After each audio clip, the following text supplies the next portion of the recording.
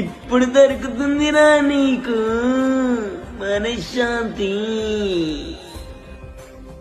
బతికినంత కాలం మనశ్శాంతి కోసం ఆరాటపడతావు, దానికోసం 3 దారులు ఎంచుకుంటావు: ఆకలి, ఆనందం, ప్రేమ. ఆకలంటే నువ్వు డబ్బు అనుకున్నావు, జీవితాంతం డబ్బు కోసం పరిగెత్తుతూ నీ ఆనందాన్ని మర్చిపోయావయ్యా. ప్రేమంటావా, ఆనందం కోసం ప్రేమ దగ్గరికి వెళ్ళావు. ఇప్పుడు చూసావా, నీ ప్రేమే నువ్వు సంపాదించిన డబ్బు కోసం కొట్టుకు చేస్తుంది. ఇంకెక్కడ దొరికిందయ్యా మనశ్శాంతి? ఇక్కడ. మనశ్శాంతి దొరకనప్పుడు బ్రతికేందుకు?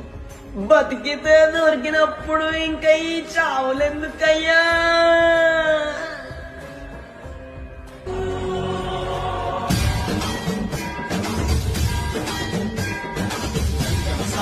మిత్రమా, అటెక్కడికి?